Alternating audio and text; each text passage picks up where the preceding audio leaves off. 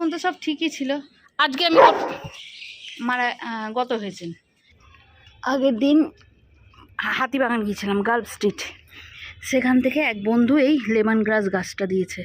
আর দেখো ওই পদ্ম গাছটা আর এক বন্ধু দিয়েছিল মাঝখানেক আগে, তোমাদের দেখেছিলাম। কাল থেকে বসায়নি। রবিবারটা না চেষ্টা করেও, হাজার চেষ্টা করেও সময় বের করে ওঠা যায় না।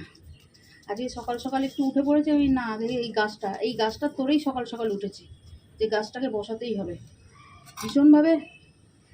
কালকে হাতিবাগান থেকে ফিরেছি, তখন বাজে হচ্ছে ওই 12টা 10। ওখান থেকে এসে বাজারে গেছি, বাজার টাজার করে তারপর বাড়ি এসেছি। 12টা 10-এ বাড়ি এসেছি, টিফিন করে রেডি হতে রান্নার জোগাড় করতে করতে 12:30টা বেজে গিয়েছিল। তারপর রান্না বসিয়েছি 12:30টার পর, 12:30 পৌনে 1টা নাগাদ রান্না বসিয়েছি। তখন আর ইচ্ছে করিনি ওপরে এসে এইসব করি। ও গাছের মাটিটা রেডি করে দিয়ে গিয়েছিল, সঙ্গে সঙ্গে বলেছিল যে গাছের মাটি রেডি হয়ে গেছে, বসিয়ে দাও, হয়ে যাবে গাছটা, অসুবিধা নেই। অরি বাবা আসো, এখানে এসো। ওখানে গেল যে মা ওখানে কার সাথে কথা বলছে, ঠিক আছে। গাছটা মনে হয় খুব মিষ্টি, পিঁপড়ে ধরে গেছে, এই একদিনের মধ্যে পিঁপড়ে ধরে গেছে। ব্যালকানিতে যে গাছগুলো আছে সেই গাছের মাটির গোড়ায় গাছটা হালকা করে পুঁতে জল দিয়ে রেখে দিয়েছিলাম, সেজন্য হয়ে যাবে। এই বর্ষাকাল না গেলে ছাদ পরিষ্কার করতে পারছি না। ছাদে এত গাছ থাকে তো মাটিতে গলে গলে গলে গলে গোটা ছাদ আমার ভর্তি হচ্ছে। এই কটা বিস্কিট নিয়েছি কাককে দেওয়ার জন্য। আর এই দেখো, দেখেছো কাককে ডাকবো কি ও শুরু করে দেবে। না না, তুমি খেয়েছো, দেখো অবস্থা। গায়ে যদি ঝাপাস আর আজকে আমি বলতেই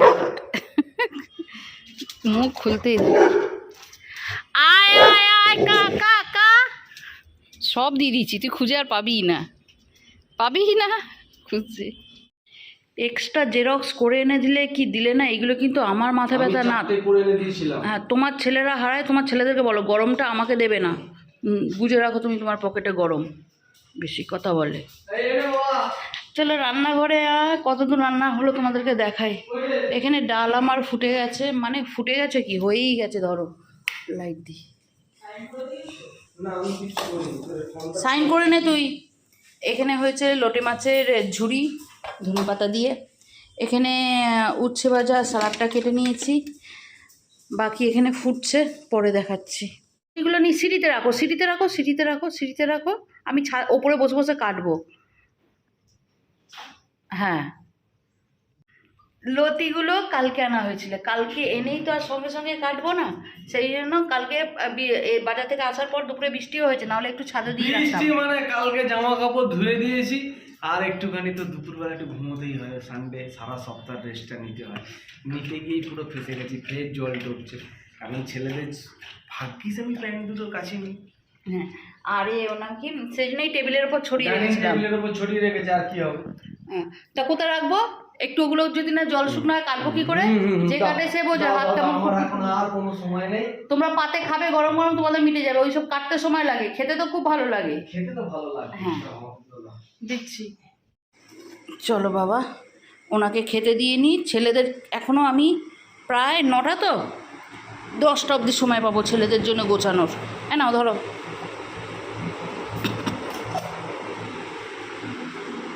এই যে ফোনটা রাখো।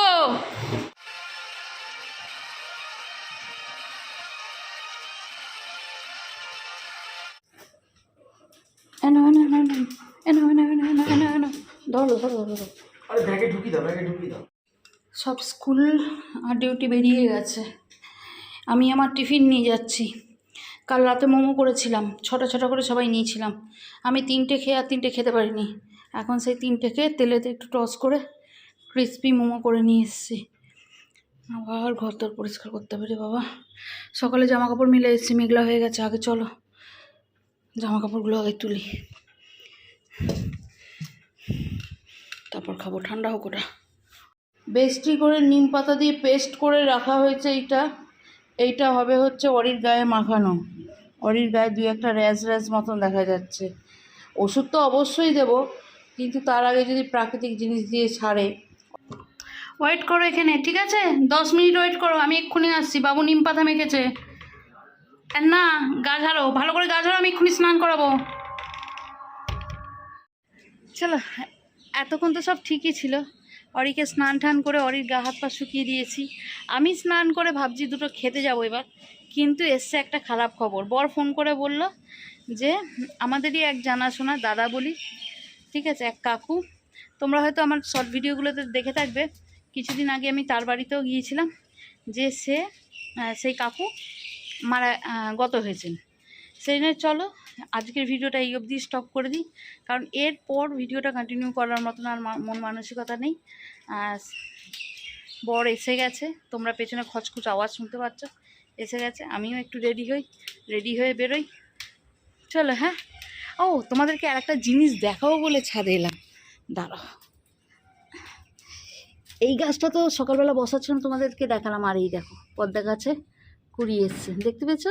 এই যে, ঠিক আছে, বুঝতে পেরেছো? ঠিক আছে, চলো আর একদিন ভালোভাবে না হয় অন্য কোনো ব্লগে এইটা দেখাবো ওখানে। এখন আপাতত মুডটা একটু খারাপ হয়ে গেছে, চলো বেরোনো যাক।